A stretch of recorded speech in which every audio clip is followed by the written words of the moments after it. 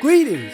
In the name of Odu and Oduna Marae, all that is good and great, all that is blessed and beautiful, all that is creative and conscious, and all that is positive and possible.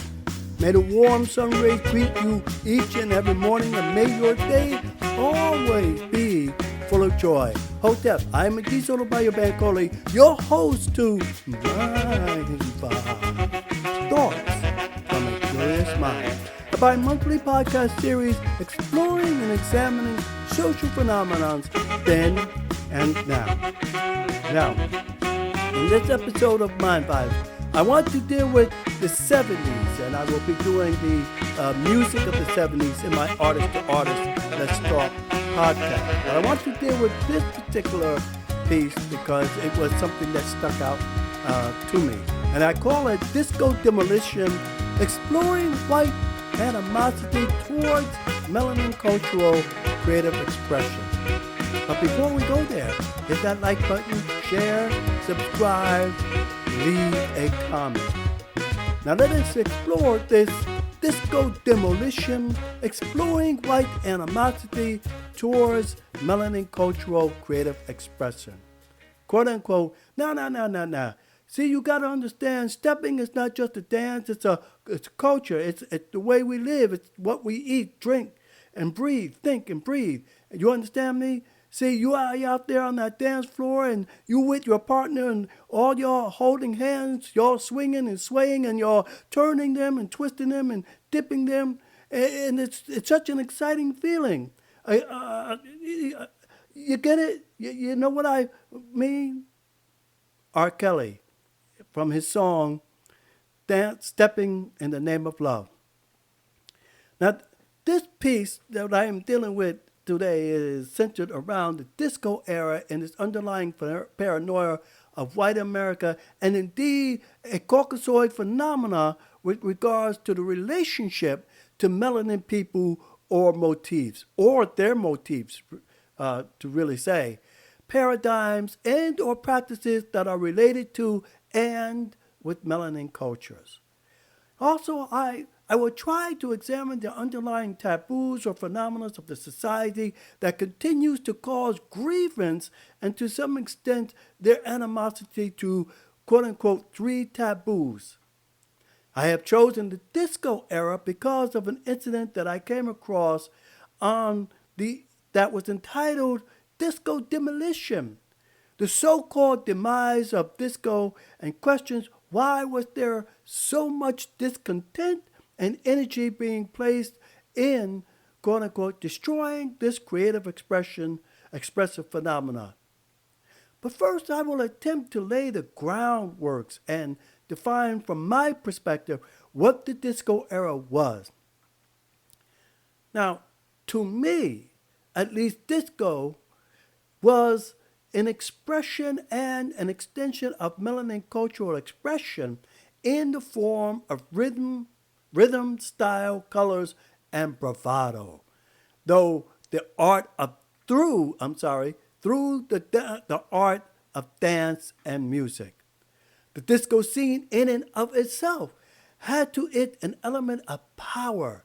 It was both sensual, hypnotic, and although the music format was repetitious and lengthy, like that of many spiritual rituals out of the melanin diaspora, it carried a sense of need, a need to move, a need to belong with what was happening on the dance floor. It's like, hey, let's get together and move and groove and shake our booties or whatever on the dance floor. It was indeed a moment when one expressed themselves in rhythmic and creative ways, that for that period one could enjoy the camaraderie with others on the floor. The disco era became a community of expression, a night of nightgoers and partiers that enjoyed themselves, but more often enjoyed the moment on the floor with their partners. It almost became what R. Kelly expresses in his song Step in the Name of Love remix. It was, in that sense, a way of life. In the movie Saturday Night Fever. John Travolta's character embodied the basic idea with the need to impress to others. His dance moves on the disco floor. There were other films and creative art forms that expressed the ideas or gave weight to the concept, of the significance of what disco meant and the kind of mesmerizing character it displayed. It was indeed a time of optimism and unique expression. It was, for the most part, a time where an individual could feel like a king, and for the moment, the spotlight was on them. It was a time when a couple could explore each other through various movements, to be in sync with each other, to be expressive with their unique style, to have a bit of flash, color, and bravado, at least out there on the dance floor. It was a period of showmanship with many groups like Earth, Wind and Fire, The Whispers, The Commodores, Sister Sledge, SOS Band, Donna Summers. It was the period that gave us such melodies as the Hasu, Love Theme, Fire, Give the People What They Want, and others. The disco scene, with the fusion of Latin, soul, and to some extent jazz and world music, created a genre known as funk. There were taboos that I believe brought animosity to many white Americans. Disco tended to bring together different cultures, particularly Hispanic, blacks, and perhaps the forbidden fruit of quote-unquote white American, particularly white women. It is, I believe, the music that was enticing to white women and had its appeal, or better still, gave license to sensual expression. Because of its repetitive rhythms, and it often had the allure of a spiritual ritual, one that locked two people and all those on the dance floor in sync with one another. This style may have been seen to many whites as being close to the African rituals in terms of its hypnotic, albeit joyful effect it had on the revelers.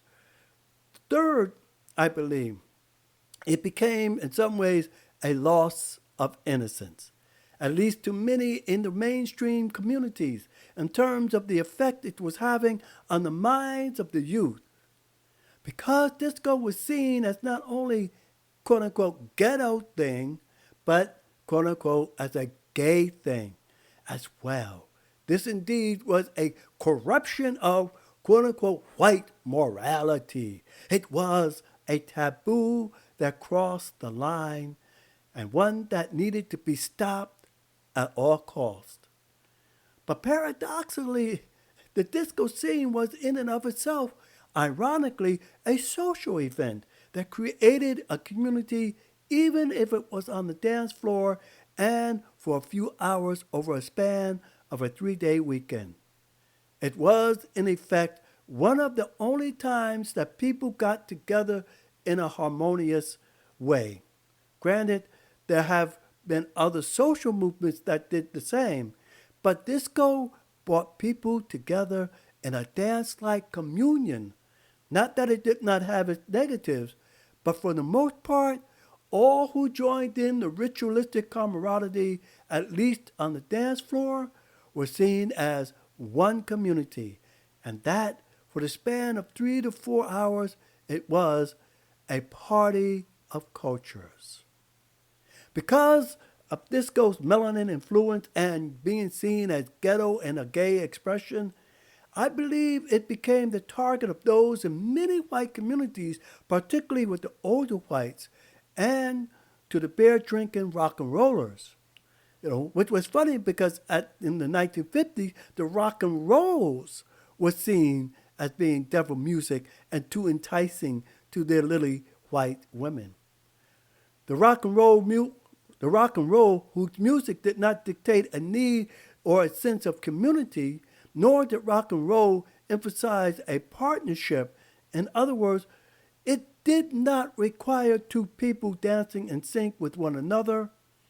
The rock and rollers did not have to deal with style and colors, the dress code basically was very simple. One really had to want to. You know, when you were in that disco scene, you had to want to express a showman's like quality to be able to live within the disco scene. I mean, you really had to get out there and really deal with the fashion. You really had to deal with how you looked. You really had to deal with how your bravado was, because that's what the disco era required. I think one cannot, and it's worth exploring the other possibility that there may have been an economic reality to this. One certainly cannot ignore the possibility that disco had a profound effect on fashion, which the clothing industry had a boost in its sales since the partiers wanted to be in style. This may be there may be another reason for such animosity because many within the rock and roll and white communities may have perceived that this kind of expression was too flashy, too feminine, and definitely too ghetto-like for their sensibilities. It is my contention that the idea for the disco demolition was in fact an expression of white paranoia, or at least an extension of that phenomena that caused this animosity and indeed this hatred of the disco scene. It was in reality a phobia to and with melanin creative expression. The question I pose is why? Why the need for such a destructive thought and behavior that you would interrupt a baseball game in Chicago on August 20th, 1980 to come on the field burning disco records with disco music and carrying signs of the demise of disco? Although from what I have read on the subject, it was supposedly because a DJ in Chicago was told to play disco music. Since the DJ did not adhere to the station's request, his show was canceled. It's like I think it was it Cherry, a white group that was singing, play that funky music, white boy. Play that funky music right, or something like that. I believe it was right, but it was a this white group was dealing with the fact that they were playing rock and roll music and dealing with the one night stand, but all of a sudden it was like he got hit with this fever, they got hit with this fever, and all of a sudden they find themselves playing disco music. But my take on this incident is that disco had already irritated many in the white communities, that it was just this incident that gave the move to destroy disco's impotence. It was, however, a growing need among many whites who I believe saw this as devil music and was contributing to, quote unquote, the loss of white American innocence. It was their already fragile construct of white America that perhaps they felt a need to protect and or restore. White communities were feeling at the time a sense of urgency, a call to rally the wagons to save America. You know? It was this sense. I mean, Donna Summer's, Last Dance. It was her song that became the central tune for the last dance of the night, but for the disco goers. But it also became, as I have mentioned before, in many white communities, the last chance to end this corruptive, creative melanin expression before it caused any more white souls to be lost forever in the abyss of sin. Yet it is again disco that brought us such great rhythmic and colorful music, the fusion of Latin, soul, and jazz and other world music, turning it into a dance motif, a fusion that became funk, with its mesmerizing, hypnotic, sensual, and stylistic appeal that for the most part, those who participated in it were transported to a world that was, at least to them, one that they could escape and be kings and queens for the night. And though this piece is mainly focused on the fears and anxiety that surrounded the disco era by many in the white communities and the consternation that it brought to these communities, the music in the 50s and 60s, in my judgment, did not, even rock and roll was seen as being devilish. The music that came out of the hippie music was seen as being, tyrannical and stuff.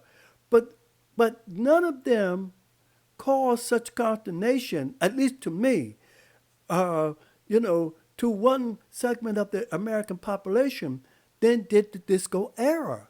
And it is, I believe, as I have mentioned above, the various taboos that disco seemed to have broken down through its creative expressive motif.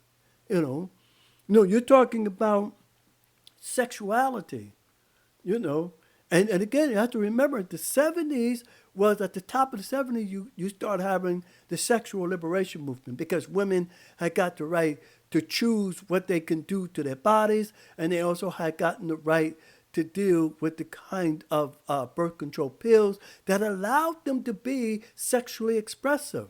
It was no longer that 50s hiding in the closet and that 60s stuff. So now they were expressive to be